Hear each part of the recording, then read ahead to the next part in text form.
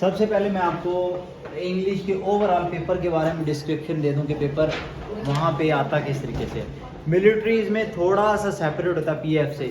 P F میں ذرا جو ان کا پیٹرن ہوتا ہے وہ اس دفعہ تو ویسے ہی چینج ہو رہا ہے, ٹھیک ہے. ویڈیو میں ویسے بھی بچوں کو پتہ چل جائے گا کہ پی ایف کا پیٹرن اس دفعہ آبجیکٹیو ٹائپ ہے, ٹھیک ہے. جو پہلا پیپر ہونے والا ہے 100 مارکس کے آبجیکٹیو آئیں گے, ٹھیک ہے. یہ کنفرم ہے آئیں گے. اس کے بعد ریٹرن ہونا ہے نہیں ہونا وہ ابھی تک 21-22 تاریخ کو کنفرم ہو جائے گا, ٹھیک ہے. اس لیے آبجیکٹیو کنفرم کرنا یا اس میں اسٹرانگ ہو جانا بہت میٹر کرتا ہے کہ کسی بھی بچے کے مارکس آبجیکٹیوز میں 90 سے نیچے نہ آئیں. اپنے آپ کو اتنا اسٹرانگ بنا لیں, ٹھیک ہے. پاکستان لیول پہ فائٹ کر رہے ہیں, آپ اپنی کلاس میں فائٹ نہیں کر رہے. آئی تھنک سو کہ ابھی جتنے بھی بچے کلاس میں بیٹھے ہیں سارے اپنے اپنے اسکول میں اپنی اپنی کلاس میں ٹاپرز ہی ہیں. فرسٹ 2-3-4 کے اندر والے ہی ہیں, ٹھیک ہے. لیکن اب ان ساروں کا دیکھیں نا پورے پاکستان میں ایسے بچوں کے ساتھ ہی مقابلہ ہے, کمپٹیشن ہے. تو اس کے لیے بڑے بنانے والا فل ٹف بھی بنا دے, فل مسٹیکس کو نکال کے بھی میں کہہ رہا ہوں آپ کے 90% سے مارکس نیچے نہیں ہونے چاہیے, otherwise you will not find a chance. ابھی دیکھیں میں آپ کو اوور آل ریویو ہلکا پھلکا. ایک تو کمپریہنشن ہے, سب سے پہلی بات آپ کے مائنڈ میں ہونی چاہیے کمپریہنشن. ہمیشہ ان سین آتا ہے, کوئی ضروری نہیں کہ اس بک سے آئے گا اس بک سے آئے گا. پچھلی دفعہ تو اچھا بلا ڈیفیکلٹ آیا تھا, ٹھیک ہے. مطلب اس میں پلانٹس کے اینیملس کے بارے میں کوئی انفارمیشن وغیرہ دی ہوئی تھی ایسے ورگ, اس کے بارے میں پھر بعد میں سوال پوچھے گئے تھے. وہ میٹر ہی نہیں کرتا کہاں سے آیا کیا آیا, میٹر ہی نہیں کر رہا. میٹر کیا کرتا ہے آپ کے رولز. آپ نے رولز کیا سیکھے ہیں کہ جس ٹینس میں ٹینس کی جس کیٹیگری میں کوسچن ہوگا اسی میں آنسر ہوگا. سب سے زیادہ میٹر کرنے والی چیز یہ ہے.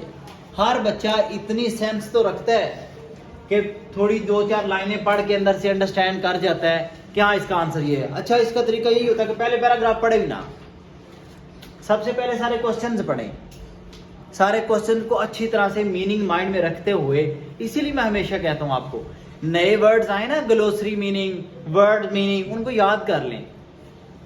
مووی وغیرہ کارٹون وغیرہ جب آپ دیکھتے ہیں انگلش ورڈز آتے ہیں تو توفیق ہو تو ان ورڈز کو نوٹ کر لیا کریں, پھر اس کا سرچ کر کے میننگ لکھا کریں. جب آپ میننگ لکھ لیں گے تو پھر آپ کے سامنے کمپریہنشن ان سین بھی آئیں گے نا, تو سارے ورڈز کے آپ کو میننگ آتے ہوں گے. آپ کے سامنے سپوز کوسچن آیا, اس کوسچن کے اندر آپ کو ایک ورڈ کا مطلب ہی نہیں پتا, آپ تو سمجھ سے گیا نا, آپ کی سمجھ سے بالاتر ہو گیا. پھر بھی ملتا جلتا آپ نے دیکھ لینا ہے, سیم کمپریہنشن ریڈ کریں, دوبارہ پیسج کو ریڈ کریں, اس کے اندر سے وہ ورڈ تو مل ہی جائے گا. پھر آپ کو کچھ اندازہ ہو جاتا ہے کہ ہاں کرکس کے مطابق سینٹینس کے اندر اس کا مطلب یہی بن رہا ہے, ٹھیک ہے. یہ آ گیا کمپریہنشن. 10 to 15 مارکس, 15 مارکس میں اس کے الاٹ کر رہا ہوں. اس کے بعد آ گیا 15 کا ایسے, 20 کا بھی آتا ہوتا ہے. 2 چیزیں ہوں گی, کیا آنسی, ٹھیک ہے. یہ عموماً کسی بھی ٹاپک پہ اس میں بیسیکلی جو سب سے چیز چیک ہونے والی ہے وہ آپ کی گرامر ہے. آپ کیسے گرامیٹیکلی اور سپیلنگ مسٹیک سے بچتے ہوئے تھوڑی سی ایکسپلینیشن دے دیں. 1.5 پیج ہو جائے مور دین انف ہے, ٹھیک ہے. اچھا یہ 2 چیزیں چلیں گی, 30 مارکس چلے گئے. اس کے بعد آگے آپ کے پاس 70 مارکس. ٹیکسٹ بک کے کوسچن آنسر تو پیپر میں آنے نہیں, ٹھیک ہو گیا. ٹیکسٹ بک کے اندر سے ملٹری کالجز میں ڈیٹا بہت زیادہ آتا ہے. پی ایف کالجز میں text book 7th class P T B یا کے پی کے جو بھی ہے, پی ایف کالجز میں اس میں سے کچھ بھی نہیں آتا. گرامر آئے گی. گرامر میں اب سب سے پہلے مین چیز کیا آ جاتی ہے, پارٹس آف اسپیچ. اب پارٹس آف اسپیچ کے لیے آپ کو اس کو ترتیب میں سارا ریڈی کرنا پڑتا ہے. جیسے ہم بات کرتے ہیں ناؤن, بات کرتے ہیں پرو ناؤن. میں نے آپ کو پتا ہے ایک پیج بھی دیا تھا شاید پہلے والے بچوں کو دیا تھا, ابھی آپ لوگوں کو میں پھر دوبارہ وہ صفحہ دے دوں. اس کے اندر نا میں نے کیا کیا ہے, ان کو ڈیفائن کم کیا ہے بلکہ ان کی ایگزامپلس دے دی ہیں ملٹیپل. ہر ایک کی ٹائپس بھی لکھی ہیں. ٹائپس آپ سے ریلیٹڈ نہیں ہے, ویسے ٹائپس پیپر میں کوسچن نہیں آتا ٹائپس کے اوپر, بس یہ میں نے وہاں پہ ڈسکرائب کر دیا ہوا کہ ٹائپس میں ہر ایک کی میں نے ایگزامپل دے دی. سپوز مین آگے ناؤن ہے نا, تو ناؤن کی مین جو ٹائپس ہیں ان کے نام لکھ دیے ہیں, آگے بتا دیے. سپوز اصل میں وہاں پہ مقصد کیا ہے؟ آپ کے سامنے کوئی نام لیتا ہے اے سی ایئر کنڈیشنر، ہے کیا؟ ناؤن ہے. یہ آپ کو پتا چلنا چاہیے. کسی بھی چیز کا، میں نے کہا پاکستان کی ideology of Pakistan, ideology of Pakistan مطلب پاکستان کا نظریہ. اب یہ کیا ہے تو ناؤن ہی ہے نا. لیکن جب تک آپ کو اس کے پوری ڈسکرپشن ٹائپس کا نہیں پتا ہوگا ناؤنس کی، تب تک آپ کو آئیڈیالوجی کی پہچان ہی نہیں ہونی آئیڈیالوجی ناؤن ہے بھی یا نہیں ہے. آئیڈیالوجی کو کبھی آپ نے ہاتھ لگایا ہے؟ نہیں، چھوا ہی نہیں. آئیڈیالوجی کون سا ناؤن ہے؟ ایبسٹریکٹ ناؤن ہے. جیسے ہم کہتے ہیں فلاسفی، ہم بولتے ہیں نا فلاسفی، علامہ اقبال's فلاسفی. اس کے بعد idea, I have an idea. اب یہاں یہ جو ورڈز ہیں وہ کیا ہیں؟ ایبسٹریکٹ ناؤنز، ایسے ناؤنز جن کو صرف دماغ میں سوچ سکتے ہیں. جیسے ہیٹ ہے، ہیٹ کیا ہے؟ Abstract noun. انڈرسٹینڈ؟ اب اس کے بعد آ گیا پروناؤن. پروناؤن سب سے ایزی ہیں، اور ڈائریکٹ انڈائریکٹ کی اگر بات کریں تو اس کے اندر آپ کو پتا ہے سب سے زیادہ یوز ہونے والی چیز ہی کیا ہے؟ پروناؤن، جن کی وجہ سے آپ لوگ ابھی بھی بار بار مسٹیکس کرتے ہیں. ناؤن کی میں بار بار کہہ رہا ہوں، سینٹینس کے اندر ہونے والا یوز ناؤن کسی بھی جگہ پہ یوز ہو جاتا ہے. ناؤن کے اندر ایک چیز اور یاد، جیسے ہم کہتے ہیں cat is falling from the roof.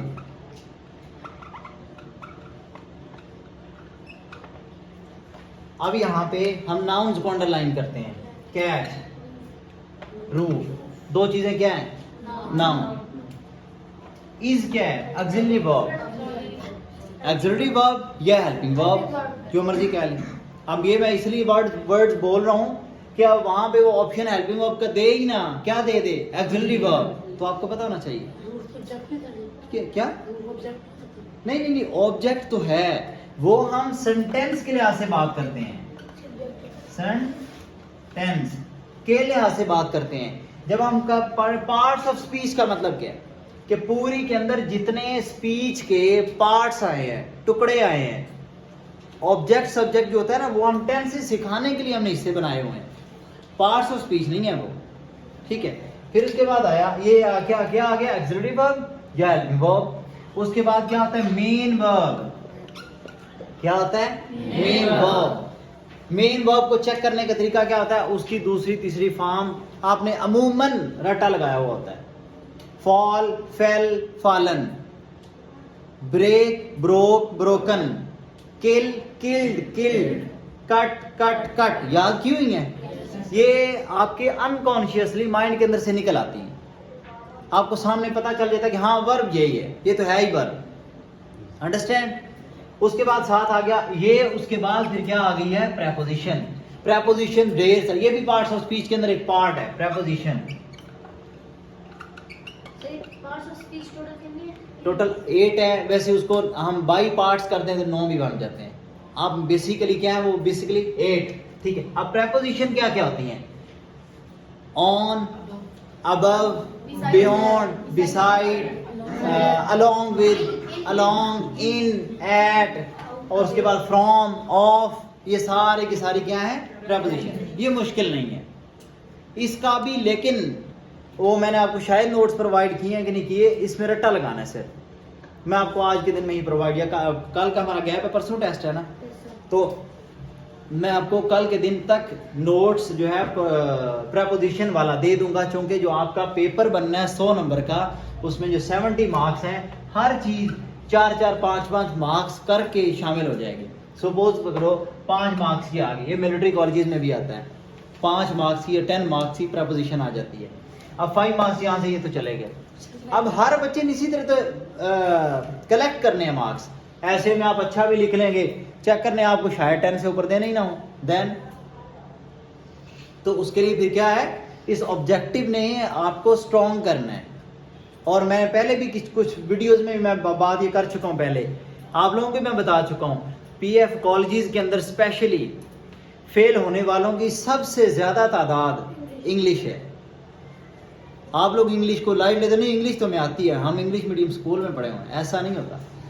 English کا پیپر بہت ٹف ہوتا ہے، ہر چیز کو مکس کر کے پوری آبجیکٹیو جو بنی ہوتی ہے نا وہ بہت ٹف ہے. سبجیکٹیو پورشن تو ٹھیک ہے، آپ کمپریہنشن اٹیمپٹ کر ہی لیں گے، چلو 15 نہیں، اس نے 15 دینے بھی خیر پورے کوئی نہیں، آپ کو مارکس مل جائیں گے 10، 5 تو پھر بھی چلے گئے نا. آپ ان چیزوں کو دیکھیں نا، اس میں کٹ کر لینے ہیں، آپ کو پتہ بھی نہیں چلنا انکانشیسلی. یہاں اسی لیے میں کہتا ہوں بار بار ٹیسٹ ہوں گے. آپ لوگ کہتے ہیں نہیں سر کوئی گیپ دیں بیچ میں، ٹیسٹ ہوں گے لگاتار. پھر آپ جس دن جا کے ٹیسٹ دینے بیٹھتے ہیں آپ کو ایسے ہی فیل ہوتا ہے کہ ہمارا تو روز کا کام ہے. جب آپ اتنے عرصے بعد جا کے وہاں ٹیسٹ پہ بیٹھتے ہیں ہاتھ بھی کانپتے ہیں، ہاتھ کانپنا شروع ہو جاتے ہیں وہاں پہ ٹیسٹ کرتے ہوئے، اگر آپ کی پریکٹس نہ ہو ڈیلی بیسس پہ. اور مجھے اپنا اسٹوڈنٹ یاد ہے، وہ بچہ وومٹنگ کرنا شروع ہو گیا تھا پیپر کے دوران. کیا ہوا تھا؟ مینٹل پریشر لیا ہوا تھا. آپ کی ڈیلی بیسس پہ پریکٹس ہوئی ہے تو کچھ بھی نہیں ہوتا، بچے بیمار ہو جاتے ہیں. وہ قدوس بچہ تھا نا، عبد القدوس، پیپر کے دوران بخار ہو گیا، سارے سال میں وہ بچہ کلاس کا ٹاپر رہا، پیپر والے دن وہ بچہ بیمار ہو گیا. اس کے یعنی کہ پیپر تو اس نے کر لیا، پاس بھی کر گیا، لیکن اس کی ریٹنگ بہت نیچے آ چکی تھی. ٹھیک ہے، اتنا اچھا آؤٹ کلاس بچہ تھا. تو یہ چیزیں میٹر کرتی ہیں. آپ ڈیلی بیسس پہ اتنی پریکٹس کر لیں کہ کل کو جا کے وہاں پہ بیٹھنا، کیونکہ آپ کی اس ایج لیول کے اوپر یہ ایک بہت بڑے لیول کا ایگزام ہے. آپ اس لیے ایج لیول کے اوپر اچھے طریقے سے اگر تیاری کر کے اپیئر کر جاتے ہیں، آگے اللہ نوز بیٹر کہ آپ کے ساتھ کیا ہونے والا ہے، کیا ہونا ہے. ہم اپنی طرف سے پوری اسٹرگل کرتے ہیں. ٹھیک ہے، کل کو آپ اچھے طریقے سے اپیئر ہوں، پاس ہو جائیں تو ویل اینڈ گڈ. آگے آپ کے سامنے بچے پائلٹس بن رہے ہیں، ٹھیک ہے، یا ادھر سے سیکنڈ لیفٹیننٹس وغیرہ بن رہے ہیں. اگر دوسری طرف بات کریں کہ اگر آپ پاس نہ بھی ہوں، میں اپنے اسٹوڈنٹس کو جانتا ہوں بعد میں ٹاپر نکلتے ہیں.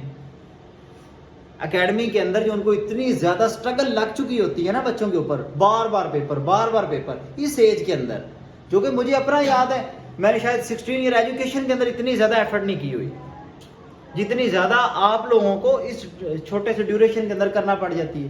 آپ لوگ اپنی فیملیز میں ڈسکس کر کے دیکھ لیں اپنی اسٹرگل اور اپنا ٹائم جتنا آپ لگا رہے ہیں، جتنا آپ کو پڑھنا پڑ رہا ہے.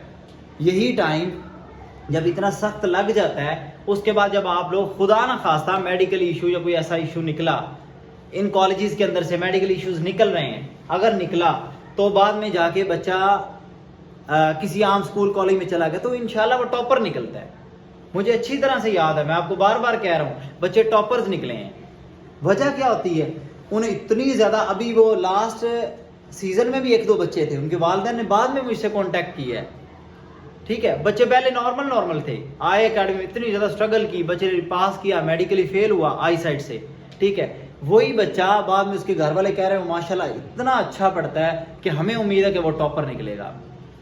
ایک اور بچہ اور نکل بھی چکا ہے ابھی ان ڈیز کے اندر، ایوکس میں نکلا ہے وہ، سبحان، بہت اچھے نمبر ماشاءاللہ سے اس کے آئے ہیں. ٹھیک ہے، ہاں ابھی اس کا پتہ نہیں کس کلاس کا ہوگا. ہاں بالکل وہی ہے، ادھر آیا تھا، ہاں بالکل آیا تھا. ٹھیک ہے، میں یہی چیز کہتا ہوں کیسے بنا ہے. حالانکہ اسکول کے اندر وہ بچہ پہلے نارمل ہوتا ہے، صرف یہ اتنی زیادہ اس بچے نے اسٹرگل کی تھی. اور بلیو می، آپ لوگ پتہ ہے پچھلے دنوں میں نے آپ کو الفاظ مترادف، الفاظ متضاد، محاورات، یہ چیزیں دی تھیں. اس بچے نے 3 to 4 days کے اندر سب کچھ مجھے اکٹھا کر کے سنا دیا. اتنی زیادہ کیپیسٹی کیسے آئی؟ ہارڈ ورک کیا بچے کو میں نے کہا جی یہ آپ کی ڈیڈ لائن ہے، اتنے دن آپ کے پاس، چونکہ لیٹ ہو چکا تھا. 3 to 4 days جو مجھے یاد پڑ رہا ہے، اس بچے نے 3 to 4 days کے اندر سب کچھ یاد تھا. اور آپ لوگوں نے مجھ سے اچھا بھلا ٹائم لیا تھا، بائی پارٹس کیا ہے. آپ نے کہا یہ الفاظ محاورات ہم ضوابط تک پہلے کریں گے، اس کے بعد اگلے والے بعد میں کریں گے. الفاظ متضاد، مترادف، میں سارے بائی پارٹس دیے ہیں آپ کو، ایک ایک کر کے دیے ہیں الگ. اس بچے نے سب کچھ اکٹھا کر کے سنا کے رکھ دیا. ٹھیک ہے، تو صرف اور صرف میں کہہ رہا ہوں آپ لوگ ابھی ایفرٹ کریں گے نا، مائنڈ کی جو کیپیسٹی ہوتی ہے نا وہ بہت بڑھ جاتی ہے. مائنڈ آپ لوگوں کا سارے ذہین ہے، صرف عادت نہیں ہوتی پڑھنے کی. ٹھیک ہے، اسکول والوں نے اتنا سا کام دیا، یا اتنا سپوز کریں یہ بورڈ برابر اگر سلیبس ہے نا، اسکول والوں نے پورا سال لگانا ہے، ٹرم وائز پھر ڈیوائڈ بھی کر لینا ہے. ٹھیک ایسے ہی کرنا ہے نا. یہاں آپ نے جا کے کالج میں ایک دن میں 4 پیپر اٹیمپٹ کرنے ہیں لگاتار، ایک بیچ میں گیپ آئے گا 1 hour کا. ٹھیک ہے, 4 پیپر اکٹھے ایک دن میں اٹیمپٹ کرنے, جبکہ اب سے آپ کی پریویس لائف سوچیں اس میں کیا ہوتا تھا, ایک دن پیپر پھر چھٹی, فل فائنل کی بات کریں تو 2-3 دن چھٹیاں, ایسے ہوتا تھا نا, کیونکہ بچے کو اگلا پیپر پریپیئر کرنے میں ٹائم مل جائے. ایسا ہو رہا ہے بھلا وہاں پہ؟ نہیں ہو رہا. تو اس کے لیے پھر ہمیں اس لیول پہ ہارڈ ورک کرنا پڑتا ہے. اپنے مائنڈ میں پہلے سکسیس رکھے اور انشاءاللہ ملتی ہے. اپنی طرف سے بچہ دل سے ہمت نہ ہارا ہو کہ نہیں مجھ سے تو ہو ہی نہیں سکتا, میں تو کر ہی نہیں سکتا. کر لیتا ہے ہر بچہ, صرف اور صرف نیت شامل ہونی چاہیے کہ میں کر سکتا ہوں, میرے اندر اتنی ہمت ہے کہ مجھے کوئی ہرا نہیں سکتا, میں ہرا سکتا ہوں سارے بچوں کو. کیونکہ آپ خود کمپیریزن کر لو اپنے کسی بھی کلاس فیلو سے. ابھی کلاس کا لوئسٹ بچہ اگر وہ پڑھے تو, بات پڑھنے کی ہے, اگر وہ پڑھے تو جا کے کسی بھی کلاس کے بچے کے ساتھ کمپیئر کر لے, کسی بھی اسکول کے, وہ کتنے گھنٹے پڑھ رہا ہے. ٹھیک ہے, اگر آپ کو جو پڑھنے کا ٹائم یہاں پرووائڈ کیا جا رہا ہے, جتنے گھنٹے آپ نے پڑھنا ہے تب جا کے کام مکمل ہوگا, اس سے پہلے تو کام ہی مکمل نہیں ہوگا. تو پھر آپ کمپیئر کر لیں کہ میں اس کی نسبت لائف میں اتنی زیادہ سٹرگل کر رہا ہوں, وہ بڑی مشکل سے گھر کے 3 آورز پڑھتا ہوگا, یا آپ لوگوں کا ایک تو جو اسٹڈی ٹائم ہے ڈیورنگ کلاس وہ بھی زیادہ, دوسرا اس کے بعد جب آپ ہاسٹل والے اسپیشلی بچے, یہ تو رات 12 تک پڑھتے ہیں. ٹھیک ہے, اچھا اب دیکھیں اس کی طرف میں آتا ہوں, بیک ٹو ٹاپک. پریپوزیشن ہوگی, میں نے آپ کو بتایا یہ 5 مارکس کی بھی آتی ہے, کچھ کالجز میں 10 مارکس کی بھی آ جاتی ہے, اور یہ سمپل ہے. اس میں کریمنگ چلے گی, رولز بہت کم ہیں, بہت کم رول ہیں. ٹھیک ہے, زیادہ تر اس میں کیا لگتا ہے, جس طرح مطلب نا رول کچھ میں لگ جائے گا ایگری, اب ایک ہی ورڈ ہے, اس کے ساتھ 2 پریپوزیشن لگ جاتی ہیں ڈیپینڈنگ اپون دا سچویشن. بس اس کے علاوہ 2-4 اور ورڈز ہیں جن کے رولز لگ جائیں گے, باقی سب کے ساتھ کریمنگ ہے. ٹھیک ہے, وہ میں آپ کو جب وہ نوٹس پرووائڈ کروں گا تو اس کے ساتھ ساتھ میں آپ کو بتا دوں گا. ایگری ود ہوتا ہے آگے کسی پرسن کا نیم آ جائے, یا کسی کا ڈائریکٹلی ہم آ جائے, آئی ایگری ود ہم, یعنی کہ کوئی ناؤن یا پروناؤن آ جائے تو کیا ہوگا, میں نے 2 ہی چیزیں بولی ہیں, ناؤن اور پروناؤن آ جائے تو پھر ود. اور ایگری ٹو کے بعد آگے آ جاتا ہے مائی proposal, my idea, my opinion, میری کسی, ہاں نہیں ہو, مطلب جس طرح میں کہتا ہوں you are agree to my, آگے آئیڈیا, اوپینین, آئیڈیالوجی, یا کوئی بھی بات آگے کوئی بات, ہاں بالکل ٹھیک ہے. ٹھیک ہے, اوپینین آئی نا, مین وہاں پہ سبجیکٹ کیا بنا, اوپینین, آئیڈیا, کانسیپٹ, کوئی بھی چیز آ گئی. لیکن یہ جو ہے اس کے ساتھ ڈائریکٹلی وہ پرسن آئے گا, یا تو وہ ناؤن کی فارم میں ہوگا یا پھر پروناؤن کی فارم میں ہوگا. پرپوزل نہیں, پرپوزل مین سبجیکٹ ہے. پرپوزل سبجیکٹ کہنے کا مطلب یہ ہے کہ ہمارا اس کرکس اس سینٹینس کا کیا ہے کہ وہ پرپوزل. ٹھیک ہے, مطلب آپ نے سینٹینس بولا he agreed to my proposal. اب بات وہی آ گئی نا, اب آپ نے ٹو لگایا ہے, کیوں لگایا ہے, مائی پرپوزل آیا ہے, می نہیں آیا. ٹھیک ہے, اس میں سبجیکٹ پرپوزل بھی ہو سکتا ہے, ہی بھی ہو سکتا ہے, سبجیکٹ نہیں بچے, وہ سینٹینس کی کیٹیگری آپ اور جس طرح آپ نے یہ یہاں پہ سبجیکٹ آبجیکٹ ورب, یہ وہ والی کیٹیگری نہیں میں کروا. اگر وہ انڈر لائن دا سبجیکٹ اس طرح کا ہو, نہیں ایسے پیپر میں نہیں آ سکتا انڈر لائن دا سبجیکٹ, ایسے نہیں ہے. وہ تو سکھانے کے طریقے کے اندر آتا ہے, کسی نے سبجیکٹ, آبجیکٹ, ورب, ہیلپنگ ورب, وہ اور چیز ہے. ہم یہاں پارٹس آف اسپیچ کی بات کر رہے ہیں. ٹھیک ہو گیا, ناؤن پروناؤن ہو گئے. پروناؤن کے اوپر میں تھوڑا سا پریپوزیشن ابھی میں نے تھوڑی ایکسپلین کی ہے. ناؤن کا میں پہلے بتا چکا ہوں, نام بھی ہوتے ہیں اور کسی چیزوں کے بھی ڈسکرپشن ہوتی ہے. اب آگے مین بات پروناؤن. پروناؤن کہاں پہ سب سے زیادہ یوز ہوتے ہیں, active, passive, direct, indirect. Direct indirect میں ان کا یوزیج کافی ڈیفیکلٹ ہے. جیسے ایس او این والا میں نے رول بولا تھا, میں اگین ایکسپلین کر رہا ہوں. ایس او این سن والا رول میں نے بولا, میں نے کہا تھا فرسٹ پرسن آ جائے کہیں پہ بھی, انورٹڈ کاماز کے اندر کہیں پہ بھی فرسٹ پرسنز آ جائیں تو کہتے ہیں ہم نے سبجیکٹ میں جانا ہے. سبجیکٹ کیا ہوتا ہے, سیڈ سے یا سے پہلے والا. اب آپ ہنٹس کو پکڑے نا ڈائریکٹ انڈائریکٹ بنانے کے لیے, سیڈ سے پہلے والا جو بھی لکھا ہوگا, سپوز یہاں پہ لکھا ہوا ہے مدر سیڈ, آئی like clouds. ٹھیک ہے. اب یہاں پہ میں نے آپ کو پہلے لکھوائے تھے فرسٹ پرسن کون کون سے ہیں, I اور we, یا ان کی برانچز we, our, us, اور ادھر سے I, me, my. ٹھیک ہو گیا, سمجھ لگا کہ نہیں بات کی. یعنی کہ یہ دو یا ان کی یہ برانچز جو کہیں بھی آ جائیں انورٹڈ کاماز کے اندر تو ان کو کہاں پہ چینج کرنا ہے. فرسٹ پرسن کہتا ہے کہاں میں نے جانا ہے, سبجیکٹ ہے. سبجیکٹ کون سا ہوتا ہے, سے یا سیٹ سے پہلے والا ورڈ, یہ سبجیکٹ ہوتا ہے. یہاں پہ ہم سبجیکٹ سمجھانے کے لیے بات کرتے ہیں. ٹھیک ہو گیا. اب یہ جو سبجیکٹ آیا ہے, سبجیکٹ کیا ہے, مدر. مدر اس کا مطلب ہے آئی کہتا ہے میں نے اس میں چینج ہونا ہے. اب سنٹینس بدلیں گے, ہم سنٹینس لکھیں گے مدر سیڈ یا ٹولڈ, جو مرضی لکھیں. Said that she like. اب یہ بات آ گئی, لائک سے لائکڈ ہم نے کیا ہے لیکن کلاؤڈ پہلے لکھ لینے دیں. یہ ہوتی ہے ٹینس چینجنگ. ٹینس چینجنگ کا رول میں نے سارا بولا تھا. Present indefinite, past indefinite, present continuous, present perfect, اس کے بعد آ گیا پاسٹ انڈیفینٹ, پاسٹ پرفیکٹ. نہیں, وہ پرفیکٹ کنٹینیوس جو ہوتا ہے نا, آپ کو پھر بیسک میں ایک ہی یاد رکھنا پڑتا ہے, ہیز یا ہیو آ جائے تو جاتے کس میں, ہیڈ میں. بس آپ اتنا یاد, جہاں بھی آئے چینج کر دینا. ٹھیک ہو گیا. اور پاسٹ انڈیفینٹ بھی کس میں جائے گا, پاسٹ پرفیکٹ میں. ٹھیک ہے. اب اس کے بعد آپ نے ایک چیز یاد رکھ لینی ہے, بس ٹینسی چینج یہاں تک یاد رکھیں اور کچھ نہ یاد کریں. ایک چیز اور یاد رکھ لینی ہے مین, یہ میں ابھی ڈائریکٹ انڈائریکٹ پروناؤن سے جا رہا ہوں کیونکہ پروناؤن میں نے کہا تھا سب سے زیادہ چینجنگ ان کی کہاں پہ آتی ہے اور ہمیں کہاں ان کو پڑھنا پڑتا ہے, ڈائریکٹ انڈائریکٹ اور ایکٹیو.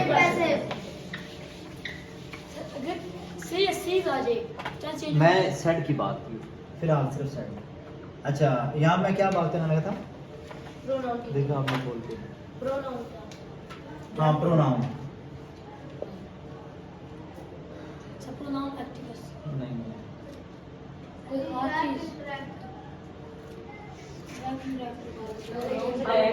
پہلے کہا اس طرح بولتے ہوئے نہ کاٹا کریں گے.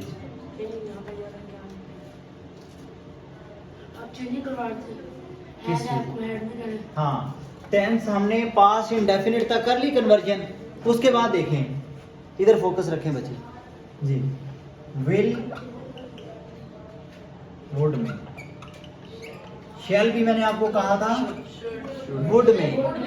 صرف سم کیسز ہوں گے وہ سجیشن والے, وہ ہم جب کوئی آیا تو ہم ڈسکس کر لیں گے. اس کے بعد آ گیا کین کوڈ میں, لے مائٹ میں, اور اس کے بعد کیا مسٹ, وہ مسٹ میں ہی رہے گا. مسٹ ہیو میں چلا جاتا ہوتا ہے کیسز میں. ہاں ایک اور چیز یاد رکھنی ہے, وہ میں چلے میں آپ کو آپ نے یاد کروانا ہے کہ میں نے کچھ آپ کو 6 رولز لکھوائے تھے. یاد ہے کچھ میں نے وہ علیحدہ سے ہیڈ وڈ ہیو ایسے کر کچھ, یہ میں اینڈ پہ آپ کو کروانے ہیں ابھی کیونکہ کل کا جو ٹیسٹ پرسوں آنا ہے اس کے اندر میں نے صاحب کو شامل کر دینا ہے.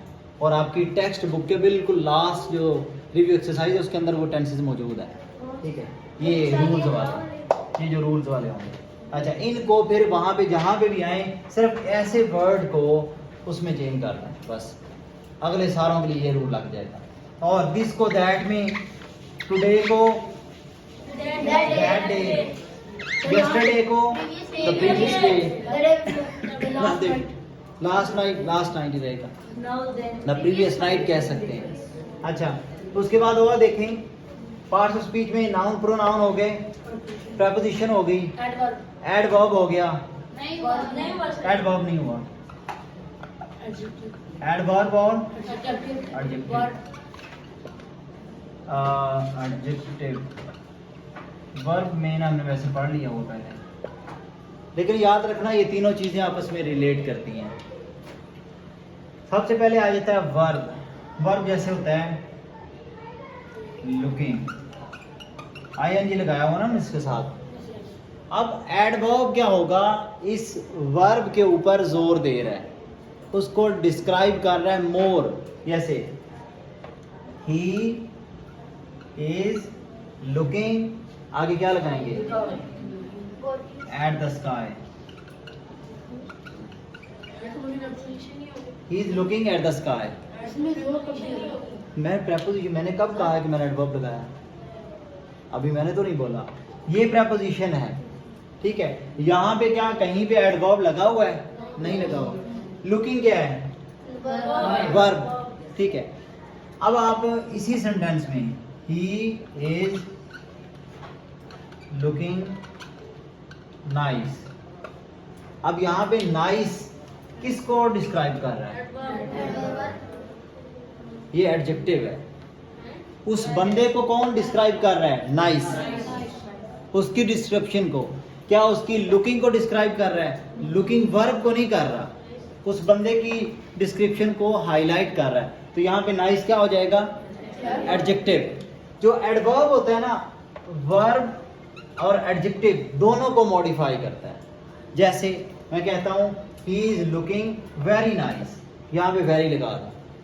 اب یہاں پہ جو ویری لگا ہوا ہے یہ کیا ہے؟ ایڈورب. پھر سینٹینس بولتے ہیں he is an intelligent boy. یہاں پہ انٹیلیجنٹ کیا ہے؟ ایڈجیکٹیو.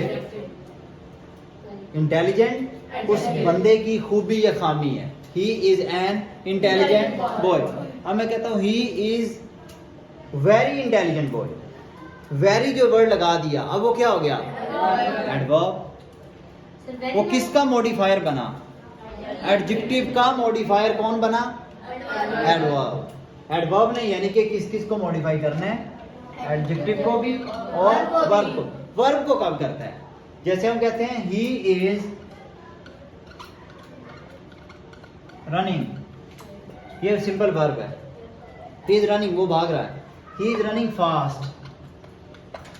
اب فاسٹ کیا ہے؟ ایڈورب لگ گیا. یہ ایڈورب کو بھی موڈیفائی کرے گا. he is running very fast.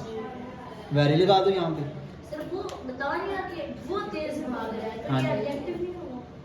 نہیں.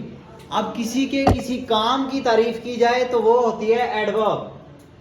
کسی کے ڈائریکٹلی بندے کی بغیر کسی کام کی تعریف کی جائے تو اسے پھر کیا کہیں گے؟ ایڈجیکٹیو. جیسے ہم کہتے ہیں he is an intelligent boy، کوئی کام تو نہیں کر رہا سینٹینس کے اندر، نہیں نہ کر رہا، تو ہم نے پھر کیا کہہ دیا؟ یہ ایڈجیکٹیو ہے. اب ہم کہتے ہیں he is playing nicely، ٹھیک ہے. اب وہ کام کر رہا ہے سینٹینس کے اندر. کیا کام کر رہا ہے؟ کھیل رہا ہے. اس کے کھیلنے کے لیے ہم کہتے ہیں نائسلی. ٹھیک ہے یہ جو he is looking nice، جی وہ looking.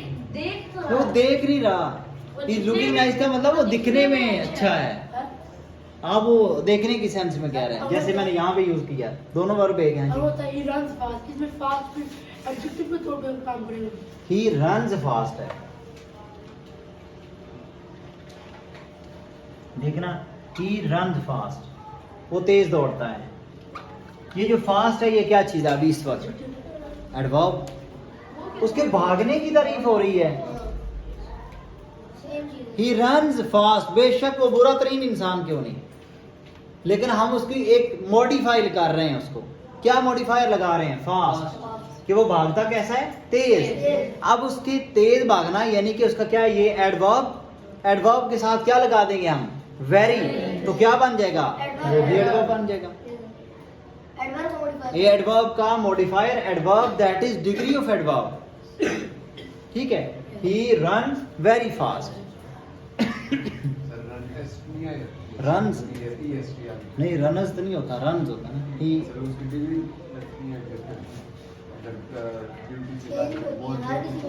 وہ ابھی اس کیس میں نہیں ہوئی بات ہے، وہ علیحدہ سے وہ سارا کریم کرنا پڑے گا. اچھا ایڈورب ہو گیا، ایڈجیکٹیو ہو گیا، کیا رہ گیا؟ Article. Use of article and the. N کا سب سے پہلے کانسیپٹ یاد رکھنا ہے ووول ساؤنڈ. کبھی بھی ووول لیٹر کے اوپر نہیں سوچنا. میں نے آپ کو پہلے بتایا ایگزامپلز یہ ہیں. ورڈ ہے آور، اسے ہم کہتے ہیں این آور. سٹارٹ کس سے ہو رہا ہے؟ ایک سے، لیکن ہم کیا پڑھتے ہیں؟ An hour. آور کہیں گے غلط ہو جائے گا. جی honest, he is an honest boy یا پرسن جو. پھر اس کے بعد اس کے فادر کیا ہے, ایس ٹی او ہے, ایس ڈی او. ساؤنڈ کیا نکل رہا ہے, الف کا ساؤنڈ نکل رہا ہے, تو پھر کیا کہیں گے, N S D, N G O, he is running an N G او. ہم یہاں سارے ورڈز میں صرف ساؤنڈ دیکھ رہے ہیں, واول کو نہیں دیکھ رہے, واول ساؤنڈ دیکھ رہے ہیں جی. یہ غلط ہو جائے گا, یہی تو میں نے اس دن بتایا تھا. ورڈ ہے یونیورسٹی اسٹوڈنٹ. حالانکہ بچپن میں جو قاعدہ سیکھا تھا, کیا قاعدہ تھا, اصول کیا تھا, واول سے سٹارٹ ہونے والے کے ساتھ شروع میں کیا لگتا ہے, این. یہاں این نہیں لگائیں گے, آ لگائیں گے, آ یونیورسٹی اسٹوڈنٹ. کیوں, واول ساؤنڈ نہیں دے رہا. میں نے کہا ساؤنڈ کیا نکلنی چاہیے, آ یا بعض اوقات اے, یعنی کہ الف کا ساؤنڈ ہے. الف پہ زبر زیر پیش جیسے ہم ڈال لیتے ہوتے ہیں نا,